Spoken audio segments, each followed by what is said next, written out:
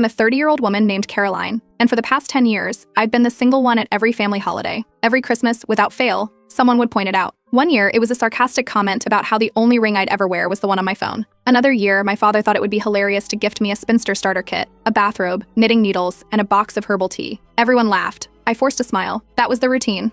My younger sister Ellie is married with 2 kids and lives less than a mile from our parents in Pennsylvania. She's the kind of person who posts color-coded lunchbox pictures and vacation slideshows with inspirational captions. My older brother Dylan lives in New York and works in finance. He's not very involved unless there's food or sports involved. Out of all of us, I'm the only one who moved far away. I live in Boston and work as a graphic designer for a publishing company. For years, every time I came home, I braced myself.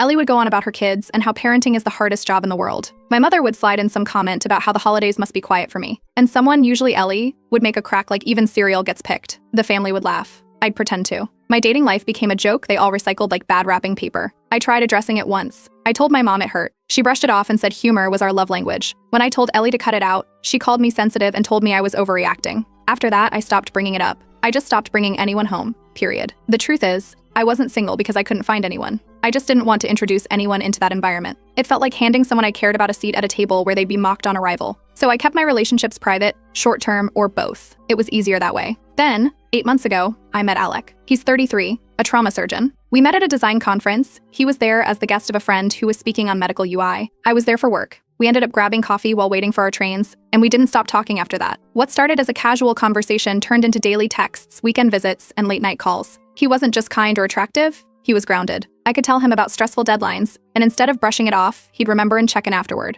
He once sent flowers to my office the day after I presented to a huge client, no card, just a smiley face drawn in pen on the receipt. With Alec, everything felt mutual. He admired my work, not just tolerated it.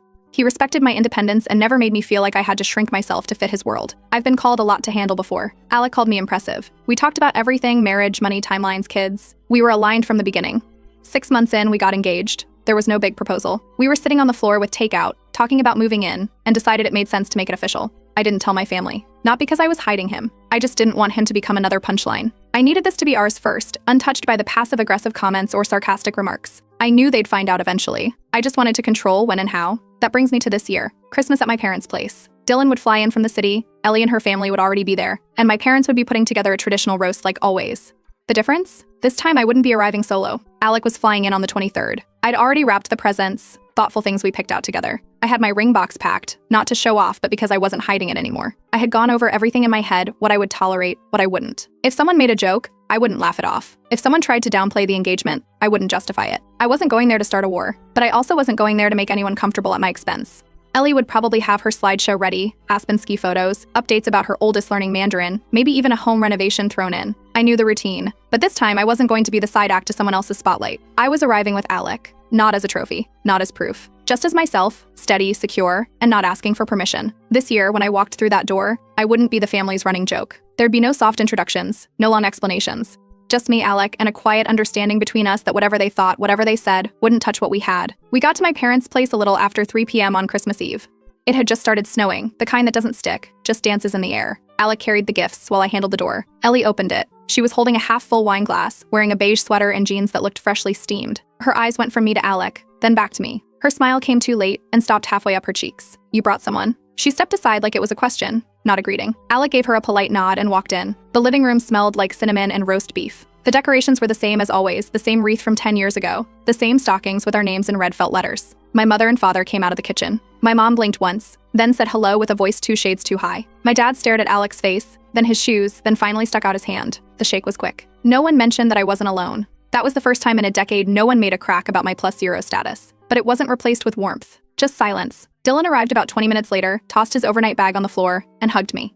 He raised an eyebrow at Alec, then nodded with approval. Alec introduced himself. My dad retreated to check the oven. Ellie walked past us, topping off her glass without a word. We sat down for dinner at 6. Roast beef, mashed potatoes, glazed carrots, and cranberry sauce from a can. Alec complimented the meal, asked about the recipe. My mom mumbled something about a magazine she couldn't remember. Ellie jumped in with a question, asked Alec what he did. When he answered trauma surgeon, her eyebrows went up. She followed with, "So you're okay with someone as independent as Caroline?" Alec didn't blink.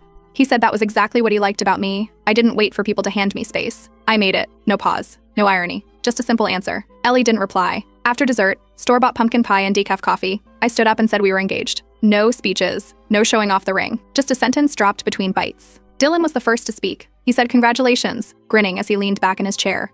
That seemed to cue the rest of them. My mom nodded slowly. My dad said something about needing more wine. Ellie didn't say anything. She stared at the pie like it had betrayed her. My mom asked how long we'd been together. Before I could answer, Ellie said, "So this is kind of sudden, right?" I explained we'd been dating for 8 months. We'd spent nearly every weekend together, had discussed long-term plans, and were on the same page about the important stuff. This wasn't rushed, just quiet until now. Ellie tilted her head. Looks fade. I hope there's more to him than that. Alex smiled and said he hoped so too. Then he asked Dylan if he wanted help clearing plates. The conversation shifted to weather, work, the rising cost of airline tickets. It all felt rehearsed, like we were reading from a script where none of the lines landed. After dinner, while I was loading the dishwasher, Dylan pulled me aside. He said Alex seemed like the real deal. Then he admitted he didn't think I'd find someone who could keep up with me and still seem at ease. Said he was glad he was wrong. I told him thanks and handed him a wet plate. I caught my mom watching us from the hallway. She motioned me over and asked if Alec had any history. Her voice dropped when she said the word, like it had weight. I said no. No ex-wives, no secret children, no red flags. She nodded but didn't ask anything else. Just walked off like she'd confirmed a theory that never existed. Alec and I went to the guest room around 10. He set our suitcases in the closet while I folded the clothes we'd need for the next day. I offered him a drink, something stronger, but he shook his head and sat on the edge of the bed. He told me this was nothing new. Families like this, they test you. He said it always starts with polite smiles and ends with quiet power plays. He wasn't angry, just observant. Then he asked where the extra blanket was. I pointed to the bottom drawer and turned off the light. I didn't need to explain anything. I didn't need to defend anyone either. For once, I wasn't standing in between two sides trying to keep the peace. Alec was steady, unaffected, and didn't flinch once. That night, the silence outside matched the house inside. But for the first time, I wasn't bracing myself for it alone. Christmas morning started loud, fast, and messy, just like always.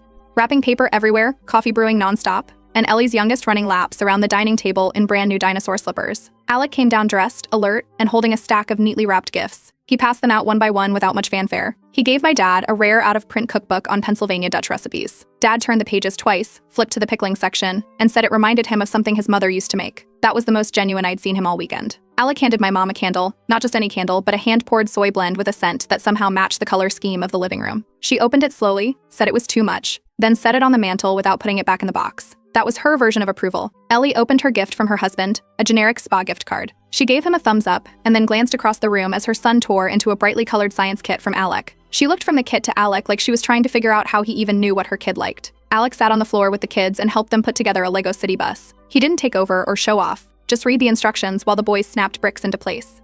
Ellie's husband stayed in the corner with his phone in one hand and coffee in the other, barely looking up. My mother walked by once to refill Alec's cup before he could ask. She came back a minute later with a muffin, then a second helping. Then she laughed, too loudly, when he made a comment about the Lego minifigures having better public transport than most cities. It didn't feel like she was warming up to him. It felt more like recalculating, like she'd underestimated him and was now trying to figure out how to keep up. During brunch, the table was mostly quiet until Ellie said, "Guess waiting until 30 worked out after all." Nobody laughed. Dylan changed the subject by asking about Alec's hospital schedule. My dad picked it up from there and started asking about medical school, residency hours, and trauma shifts. That kept the conversation going and normal for a while. But just when it felt like things were finally leveling out, my dad added, "Just didn't expect someone like you to choose our Caroline. No offense." Alec smiled and said, "I got lucky." No pause, no sarcasm. Just smooth and done. Later, I pulled my dad aside while refilling drinks and told him next time he could just say congratulations.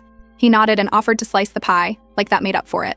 In the kitchen, while I was rinsing dishes, I heard my mom talking low to Ellie. "I'm like that, don't usually stick around." Ellie didn't sound amused or angry when she replied, "Well, he proposed. So I guess she did something right." She didn't look over. She just picked up a cookie from the counter and walked back to the living room. I didn't say anything. I didn't need to. That entire conversation told me exactly where they stood. And for the first time, I didn't feel like I had to fix it or respond. At lunch, Alex shared a story about a patient from his early residency days, a light one involving a hospital turkey drive, a wrong address, and an entire street full of confused neighbors, who ended up having a potluck in their driveways. It was funny, quick, and somehow pulled everyone in. Even my dad chuckled. Dylan asked for more details. My mom asked what neighborhood it happened in. Ellie didn't interrupt or redirect the conversation. I sat back and listened. No one was talking over me. No one was talking about me. For once, I wasn't being described like a problem or a project. No one mentioned my single status, my quirks, or my job being too demanding for family life. That night, I curled up under the throw blanket in the guest room. Alec was reading on his phone beside me. The house was finally quiet. I realized the running joke, the one that had followed me year after year, had gone silent. Not because they'd grown.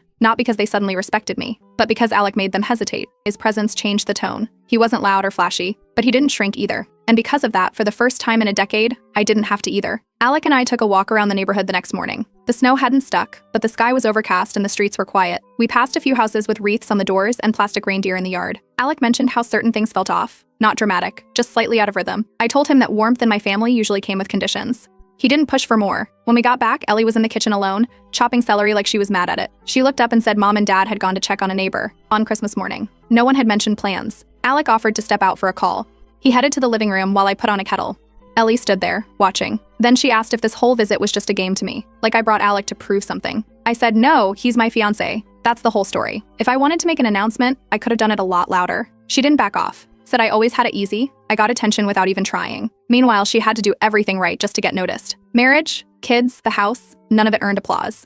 But I walk in with a guy and suddenly everyone's quiet and watching. I didn't answer. There was nothing I could say that wouldn't turn into another round. She went on, said our parents treated my dating life like it was the center of the universe. Every breakup was a tragedy. Every guy was a headline. Meanwhile, her wedding barely got a photo album. She didn't apologize, just blamed her comments over the years on built-up frustration. I didn't engage. I poured my coffee, nodded, and walked out.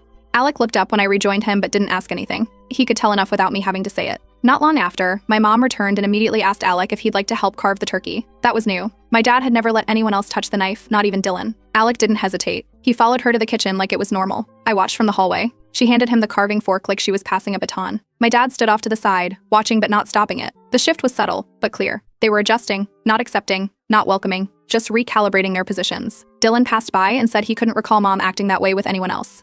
He joked that Alec must have cracked the family's code in under 48 hours. At dinner, things were smoother on the surface.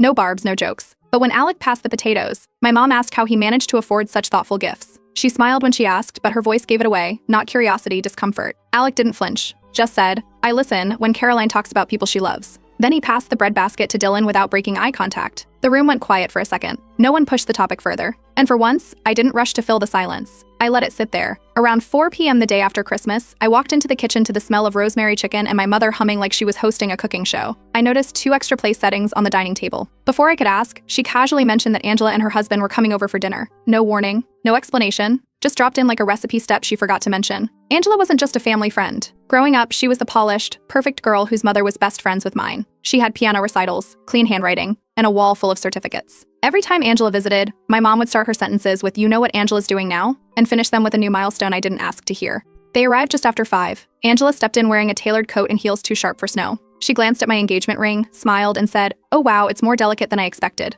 Her husband stood behind her with a tight-lipped smile, already scanning the room. Dinner started civil, until Angela's husband leaned toward Alec and asked if being with someone as independent as me ever made things difficult to balance. Alec didn't blink, said he's never had to keep up because we moved together. Then he passed the bread without missing a beat. Angela tried again, asking Alec about hospital life, then pivoting to whether it gave him enough time to be present in a relationship like this one. She didn't name what like this one meant, but it hung in the air. Ellie, surprisingly, stayed silent. She didn't agree, didn't jump in, just watched.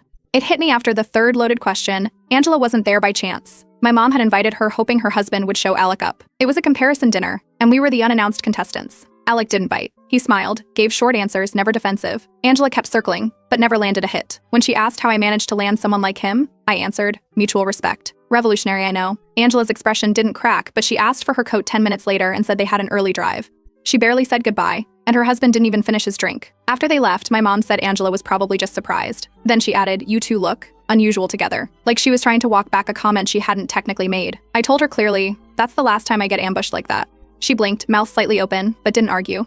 Dylan, holding a half-empty glass of wine, clapped twice and said, "About time." Then he laughed, and for once, so did everyone else. That night, Alec told me I handled it perfectly, that I never gave her the scene she wanted. He said that takes more strength than arguing. We sat on the couch, finished the last slice of pie, and didn't say much else. When I finally went to bed, I didn't feel like I'd won anything. I just felt solid, like I hadn't bent, not once. The morning after Angela's visit, the house felt different, not cheerful, but lighter. No one was whispering in corners or pretending not to watch each other. The tension that had been thick since Alec and I arrived was still there, but stretched thinner, like it had lost its energy. My mom started packing away the holiday dishes while my dad took down lights from the porch. Ellie surprised me by showing up next to the tree with a storage bin and asking if I needed help. No one had to prompt her. She just joined me as I wrapped ornaments and sorted out the tangled lights. We worked in quiet for a few minutes before Ellie said she might have been a little harsh over the years. She didn't say it like an apology, just an observation. I told her we didn't need to do a whole reconciliation thing. We could just be civil. She nodded and kept sorting hooks from ribbon. There was no grand hug, no deep eye contact, no soft piano music in the background. Just us, putting away decorations without snapping at each other. And honestly, that was enough. Over lunch, my mom mentioned that they hadn't expected me to show up with big news like that. She said it casually, like that explained everything. The cold greeting, the questions, the way Angela was invited with no context. My dad, somewhere between awkward and earnest, turned to Alec and asked if he'd be interested in joining him and Dylan for a spring fishing trip. Alec looked up from his plate and said sure, if his schedule allowed. Dylan raised an eyebrow, but didn't say anything. They still hadn't said sorry. No one admitted to anything, but they were shifting. My mom wasn't forcing smiles anymore. She was just quiet, watching. My dad wasn't making jokes about commitment or being too busy to meet anyone. There was no affection in the air, but there also wasn't rejection. The room had changed temperature. Later, while I was drying dishes, my mom came over and asked to see the ring again. This time, she didn't do it like a test. She just wanted a closer look. I slipped it off and handed it to her. She studied it under the kitchen light and nodded, then passed it back without a word. While wiping down the counter, she asked if we were planning to do Christmas cards next year. She didn't phrase it like a question about paper. It was a question about permanence. I said probably. That was enough. Alec had to leave that evening. He had an early shift back in New York and needed to get on the road before dark. We carried his bag to the car together. No one followed us out. He promised to see me on the 28th like we planned. We kissed goodbye, quick and private. I turned back toward the house and saw my mom watching through the window. She didn't wave or smile, just stood there. A few hours later, as I zipped up my last suitcase, she walked into the kitchen and handed me a slice of pie and a container. It's for the road. She didn't say anything else. She's only ever done that for Ellie. I packed the rest of my things slowly. No one rushed me. Dylan passed by the door, suitcase slung over his shoulder, and told me next year we'll save a chair for him, not last minute. I nodded and closed my case. I pulled out of the driveway without anyone yelling reminders or asking about traffic. The porch light stayed on, but the curtains didn't move. On the drive back, it hit me. No one called me single. No one asked when I was going to settle down. No one made me the joke. They didn't accept Alec because I asked them to. They didn't congratulate us with open arms, but they didn't shrink me, either. I left not as the cautionary tale, not as the failure to launch, not as the girl who everyone pitied behind her back. This time I left on my own terms, not their favorite, maybe, but definitely not their punchline. I got back to New York on the evening of the 27th. Alec picked me up from the train station with a coffee in hand and a small bouquet of grocery store flowers. We didn't talk much in the car, just sat in the quiet, city lights bouncing off the windshield, the weight of the trip still somewhere in my coat pockets. The next morning, I unpacked the pie my mom had packed and set it in Alec's fridge. He laughed and asked if I was going to eat it or preserve it like a family relic. I said I hadn't decided yet. That afternoon, we went for a walk in Central Park. It was cold, but the sun was out. At one point, Alec paused and asked if I wanted to set a date, not for the wedding, but for when we'd tell his family. I said yes. We agreed on February, after his sister's birthday, to avoid overshadowing anything. Back at his apartment, I noticed a small stack of wedding magazines on his bookshelf. He hadn't mentioned them before, said one of his coworkers gave them to him after hearing he was engaged. I took one, flipped it open, and found a checklist with venue, guest list, and family conversations circled in red pen. We ordered Thai food that night and watched a movie neither of us finished. Around midnight, my phone buzzed. A group chat lit up, family-wide. My dad had sent a photo of the fishing rods he planned to clean up for spring. One message from Ellie followed, "He's really coming with you, huh?" I replied with a thumbs-up emoji and didn't say anything else. The next day, I mailed my mom a New Year's card. Nothing fancy, just a short note and a photo of Alec and me at the park. A week later, I got a card in return. Inside was a short line in her handwriting, "You two looked peaceful." By the second week of January, Alec's parents invited me over for dinner. It was uneventful in the best way. His mom served too much food, his dad asked about my job, and nobody made any backhanded jokes about timing, age, or independence. Back in my apartment, I started packing a few boxes. Alec and I hadn't officially said I was moving in, but we'd cleared out space in his closet and added my name to his lease application. It was happening. Quietly, steadily, without spectacle. I got a text from Dylan asking if Alec was still in the picture. I sent him a photo of Alec fixing my sink and wrote, "Very much so." He responded with, "Good. About time this family leveled up. No arguments, no passive digs, just movement. Clean, forward, and long overdue."